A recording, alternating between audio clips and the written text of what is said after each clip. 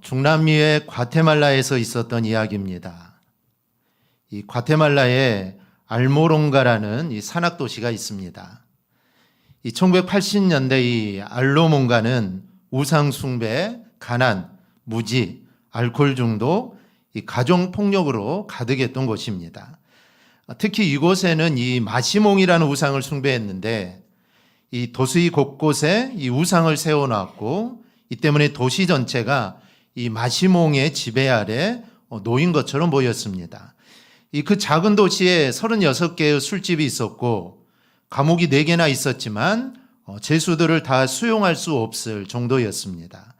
이런 알모롱가를 새로운 도시가 되게 한 것은 이 도시 출신의 마리아노라는 목사님 때문입니다.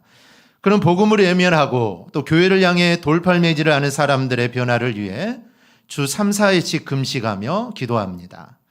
그렇게 중보 기도가 시작된 이후 사람들은 우상으로부터 놓여가기 시작했고 여러 가지 기적이 일어나기 시작합니다. 어느 날 그를 죽이기 위해 6명의 괴한이 그를 습격했지만 그를 죽이지 못했습니다. 총을 그의 입에 놓고 쏘았지만 이 총알이 발사되지 않았던 겁니다. 또한 잘못된 수술로 인해 온몸이 마비되어 썩어가던 이 테레사라는 여인이 고침을 받게 됩니다. 이런 기적들이 일어나면서 이 도시는 부흥의 물길에 휩싸였고 수많은 사람들이 교회로 몰려오게 됩니다. 주민의 90%가 예수를 믿게 되자 술집은 다 사라졌고 이 감옥도 이제 들어갈 재수가 없어서 모두 다 결혼식장으로 이렇게 바뀌게 됩니다. 여러분 어떻게 이렇게 될 수 있었을까요? 하나님께서 이 마리아노 목사님의 기도를 들어주셨기 때문입니다. 우상으로 망해버린 도시와 또 사람들이 불쌍해서 그를 구원해달라는 이 목사님의 그 기도를 하나님은 외면하지 않으시고 그 기도를 기뻐 받으신 겁니다. 하나님이 받으셨으니 이제 그 도시는 변화될 수밖에 없는 것이죠. 오늘 본문에 기록된 사무엘상 7장도 사람들이 생각하지 못한 아주 놀라운 기적이 기록되어 있습니다. 사무엘은 이스라엘 사람들을 미스바로 다 모이라고 합니다. 왜 모이라고 했을까요? 바로 기도하자라고 미스바로 다 모이라고 합니다. 이 사무엘은 3절에서 백성들이 이렇게 말합니다. 만일 너희가 전심으로 여호와께 돌아오려거든 이방 신들과 아스다롯을 너희 중에서 제거하고 너희 마음을 여호와께로 향하여 그만을 섬기라. 그리하면 너희를 블레셋 사람의 손에서 건져내리라. 블레셋의 손에서 벗어나는 길은 군사력을 키우고 전략을 짜는 게 아니라 우상을 버리고 온전히 하나님만을 섬기는 겁니다. 그래서 사무엘은 이스라엘 백성들에게 미스바로 모두 다 모이라는 것이죠. 먼저 우상을 제거하고 이제까지 죄를 회개하기 위해 미스바로 모이자라는 겁니다. 이스라엘 백성이 바알과 아스다롯 등 우상을 섬기고 또 하나님을 이방시 섬기듯 우상처럼 섬겨왔던 그 신앙에서 이제 진리의 말씀으로 회복하기 위해서 우리가 미스바로 모이자는 겁니다. 그러자 이스라엘 사람들이 미스바로 다 모입니다. 이들이 이렇게 모여서 회개하고 간절하게 기도하자 하나님께서 역사하십니다. 블레셋이 이스라엘이 모였다라는 소식을 듣고 그 틈을 노려 이스라엘을 쳐들어옵니다. 그러자 이스라엘 사람들은 사무엘에게 당신은 우리를 블레셋군의 손에서 구원해달라고 하나님께 기도하기를 쉬지 말고 기도해달라고 이렇게 요청을 합니다. 사무엘은 어린 양 한 마리를 가져다가 번제로 드리고 이스라엘을 도와달라고 기도하자 하나님께서 그 기도에 응답하시고 들어주셨습니다. 사무엘이 번제를 드리고 있을 때 블레셋이 공격을 시작해 오죠. 이들은 기도하러 모였기 때문에 무기를 가져온 것도 아니고 그 시를 노려서 온 것입니다. 이때 여호와께서 천둥을 치게 하여 블레셋을 혼란 속에 몰아넣게 됩니다. 이렇게 블레셋이 정신없이 우왕좌왕할 때 이스라엘이 공격하여 미스바에서 벳갈까지 추격하여 그들을 치게 되죠. 그리고 사무엘은 돌 하나를 택해 미스바와 센 사이에 세우고 여호와께서 여기까지 우리를 도우셨다. 즉 에벤에셀이라 부르게 됩니다. 이렇게 해서 블레셋은 물러가고 사무엘이 사는 날 동안 더 이상 블레셋은 이스라엘 땅을 쳐들어오지 못합니다. 이것이 여호와께서 사무엘이 살아있는 동안 그 블레셋을 막으셨기 때문에 블레셋은 쳐들어올 수가 없었던 것이죠.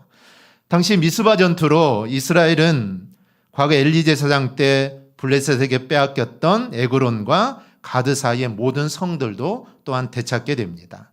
이스라엘의 엄청난 대승을 거둔 이유가 무엇입니까? 이스라엘은 전쟁을 치르기 위해 무기를 가지고 모인 게 아닙니다. 그들은 사실 기도하기 위해 모인 것입니다. 이 과거 아벡 전투가 있었습니다. 이 아벡 전투 때는 군사들이 전쟁에 나셨고 그리고 심지어 법궤까지 들고 나갔다가 그들은 엄청난 피해를 당하게 되죠. 그런데 이 미스바 전투는 그들은 전쟁하러 나간 것도 아니고 그들은 기도하러 나갔는데 이전에 완벽하게 준비했던 전쟁, 하나님의 상징인 법궤까지 들고 갔던 전쟁에서 패했던 것과는 사뭇 다른 결과를 가져오게 됩니다. 그럼 이스라엘이 이렇게 미스바에서 놀라운 기적과 은혜를 체험하게 된 이유가 무엇일까요? 그리고 하나님은 사무엘 시대나 우리가 살고 있는 지금도 동일하신 하나님이심을 믿습니다. 그렇다면 우리도 마찬가지입니다. 우리도 이런 하나님의 놀라운 기적과 은혜를 우리도 살면서 체험할 수 있다라는 것이죠. 그 사무엘 시대 하나님은 동일하게 지금도 우리 하나님이시기 때문입니다. 그러니까 우리가 오늘 말씀을 통해 이들이 어떻게 이런 은혜를 받았을까? 이런 기적을 체험했을까? 우리도 그렇게 살아간다면 우리의 삶 속에서 이런 기적과 은혜를 체험하게 되고 우리도 간증거리를 우리가 삼을 수 있게 됩니다. 그럼 우리도 이런 놀라운 은혜를 체험하기 위해 무엇을 해야 할까요? 먼저는 법궤를 잘 모시고 여호와를 사모했기 때문입니다. 이 법궤는 하나님의 임재를 상징하는 물건이고 언약궤, 여호와의 궤, 증거궤 이렇게 불립니다. 이 출애굽기 25장에 보면 이 법궤에 대한 설명이 나옵니다. 법궤 모양은 이러는데요. 법궤는 광야에서 자생하는 시띠 나무, 즉 조각목으로 만듭니다. 가로 70, 세로 120, 높이 70, 그 크기의 성물이죠. 법궤의 사면은 금으로 씌워져 있고 법궤 안에는 세 가지가 들어가 있습니다. 무엇이 들어가 있을까요? 첫째는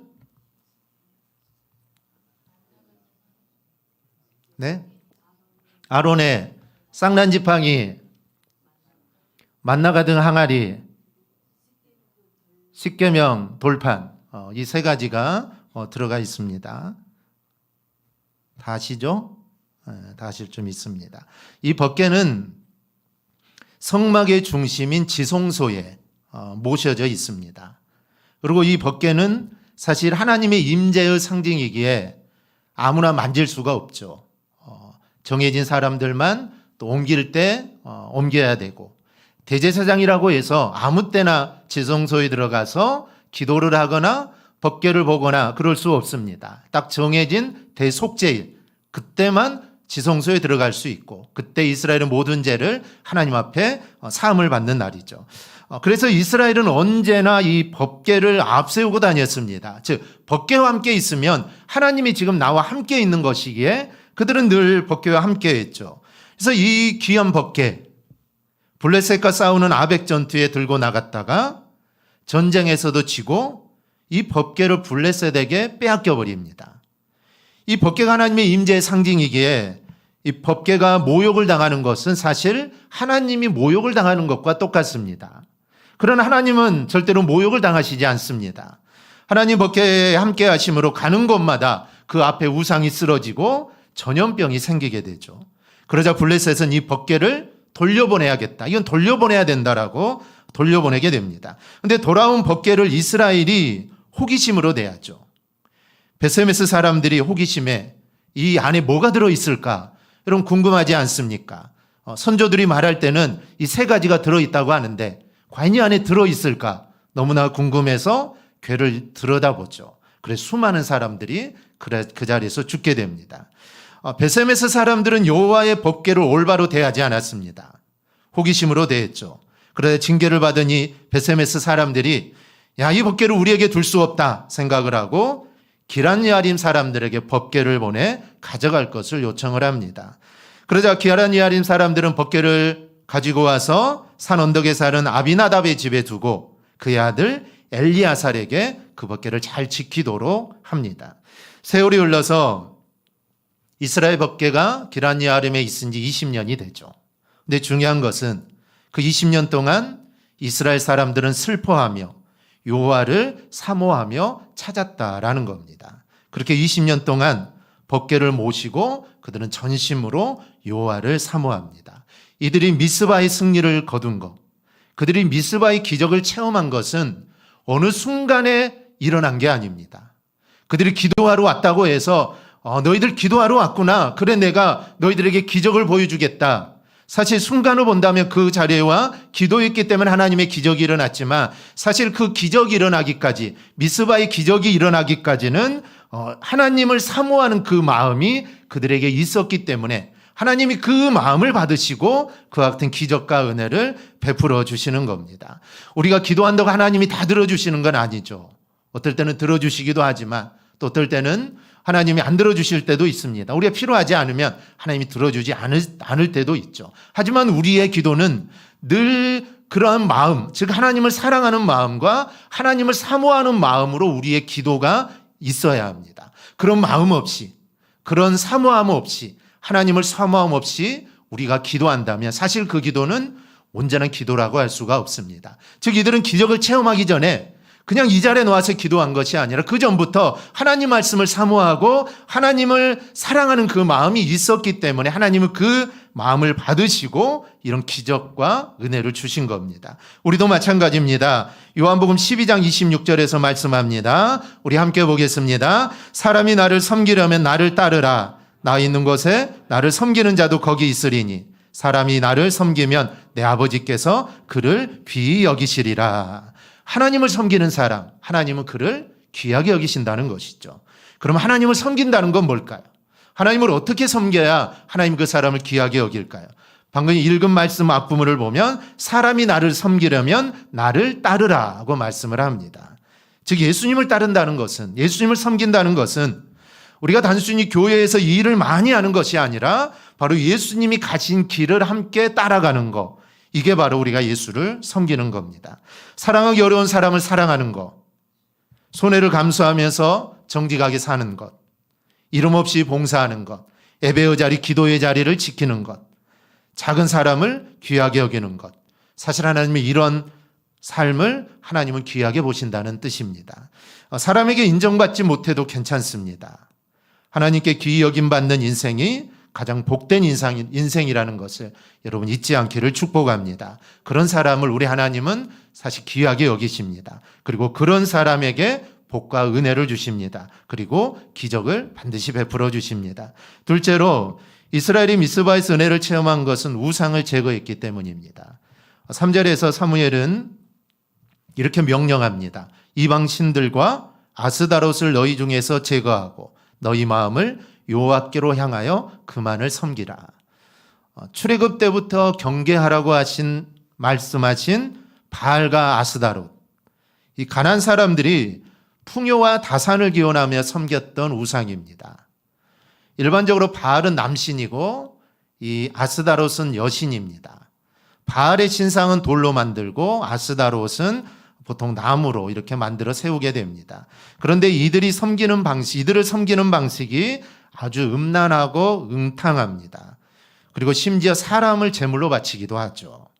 가나안 사람들은 이 바알은 농사의 신으로 이 농사의 풍요로움을 안겨준다고 믿었고 아스다롯은 생육을 번성하게 해준다고 믿었던 겁니다. 사실 과거 농경사대에는 농사가 잘 되고 자녀들을 많이 낳는 거, 이거보다 더 큰 복이 어디가 있습니까? 근데 이 두 복을 바로 바알과 아스다롯이 주관한다는 것이죠. 그래서 그들은 그것을 섬깁니다. 그래서 물질적으로 풍요로움을 누리고 쾌락을 누리고 싶은 인간의 욕심과 잘 맞아떨어진 우상이 이 둘입니다. 이 가나안에 들어온 이스라엘 사람들, 그들은 하나님을 잘 섬기면 하나님이 복을 주시니까 하나님을 잘 섬겨서 하나님이 주시는 복도 받고 또 바알과 아스다롯도 잘 섬겨서 우상들이 주는 복도 받고, 사실 그들은 그런 생각이었습니다. 한 곳에서만 복을 받느니 사실 여러 군데서 복 받는 게 더 좋지 않습니까? 그래서 그들은 바알과 아스다롯을 섬깁니다. 즉 하나님도 섬기면서 바알과 아스다롯도 함께 섬긴 것이죠. 두 신을 섬기면 두 배 복을 받을 줄 알았습니다. 그러나 두 신을 섬긴다고 두 배의 복을 받지는 않습니다. 결국 요 하나님을 떠나 그들은 결국 우상 숭배자가 됩니다. 그것이 올무가 되어서 어떻게 됩니까? 결국 이스라엘은 멸망을 하게 되죠. 하나님은 사실 이것 때문에 너희가 처음에는 나도 섬기고 우상도 섬기겠지만 이 신앙이 나중에 가면 나를 버리고 우상을 섬기게 되고 그러면 내가 가만히 있겠냐? 나의 택한 백성인데 그럼 너희는 망할 수밖에 없다.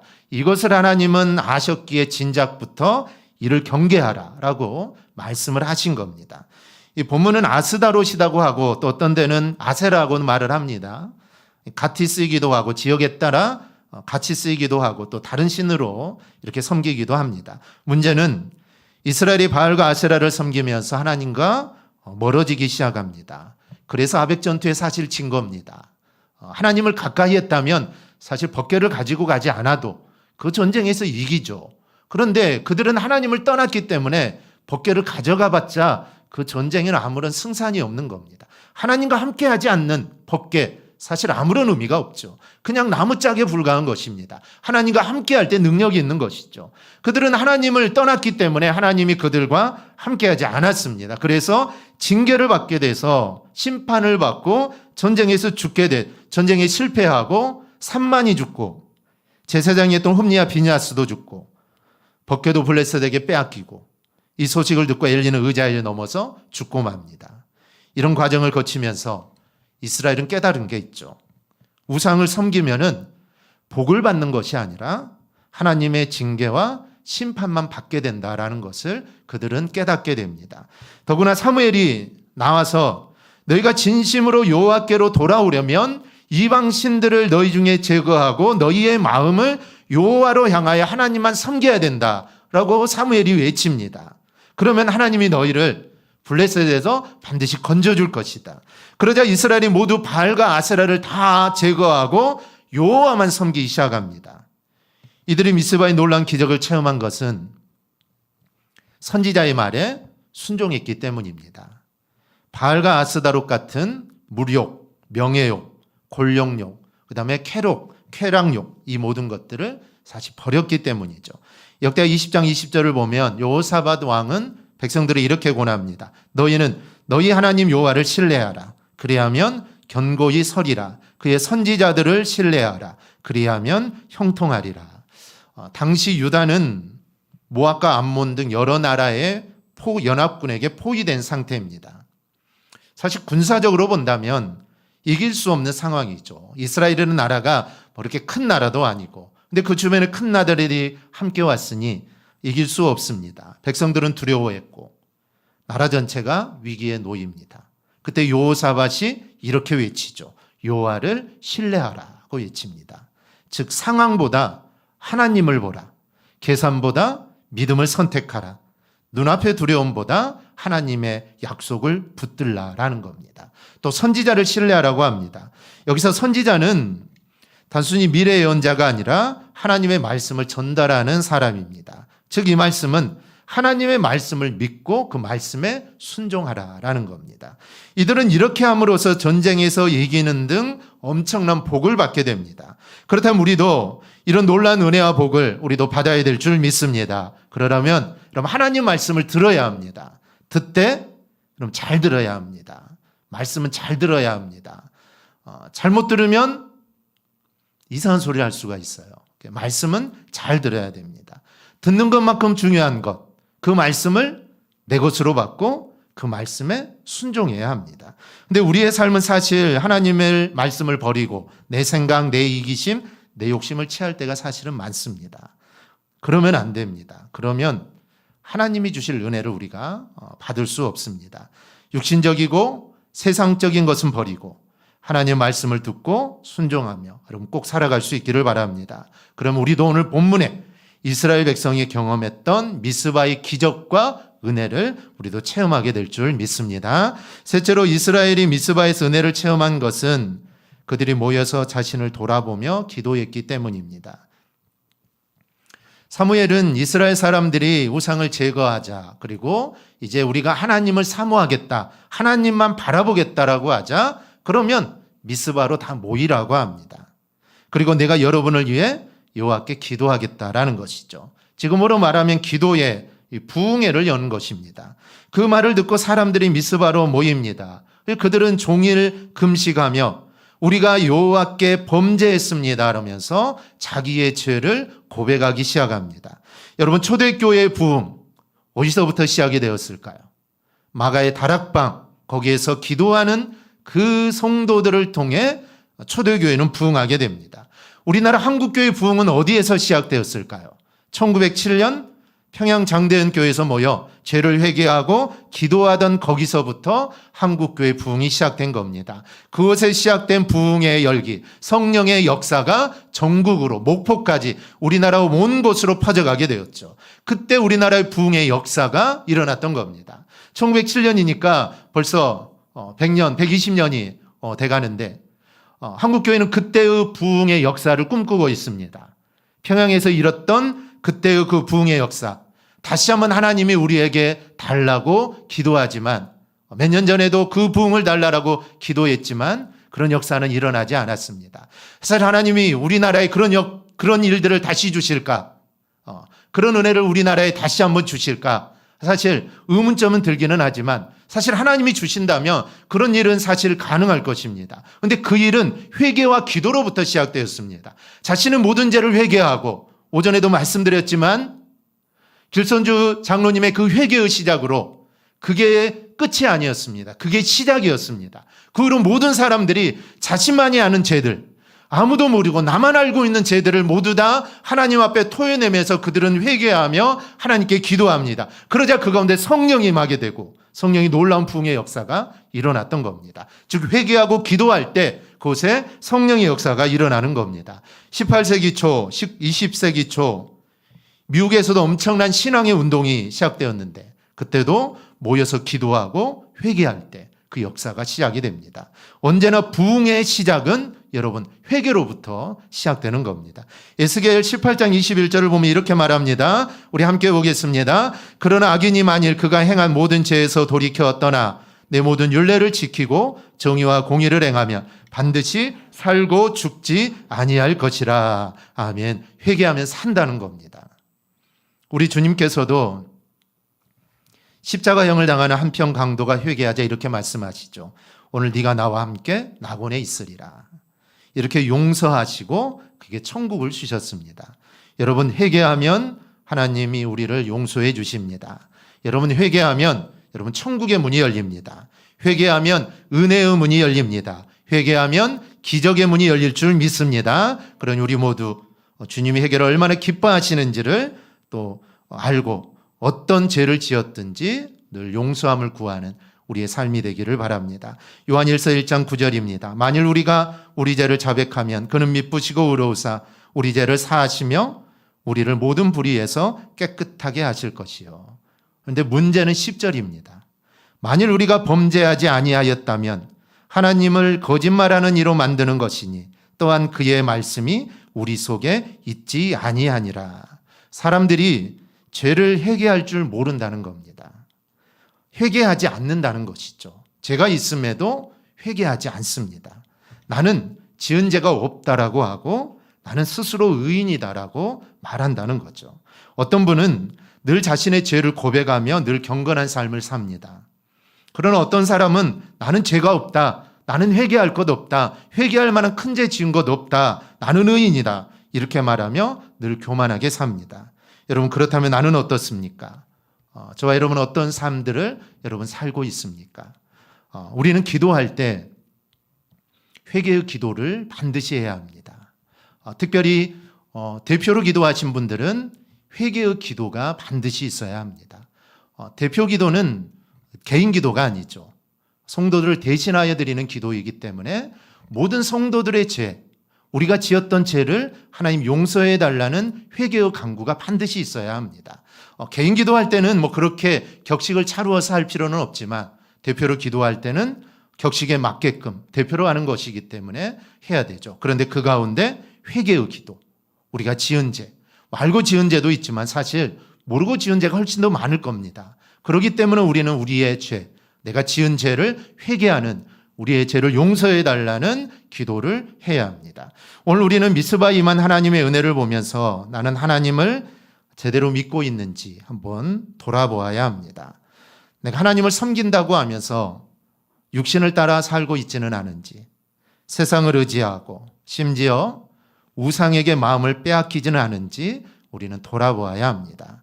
그리고 사무엘의 말에 귀를 기울이고 꼭 순종하는 삶을 살아가기를 바랍니다. 너희 마음을 여호와께로 향하고 그만을 섬기라. 이 말씀처럼 우리가 온 마음을 하나님께로 향하고 하나님만 섬기는 믿음의 사람이 되기를 주님의 이름으로 축원합니다. 아멘. 우리 함께 찬양하겠습니다.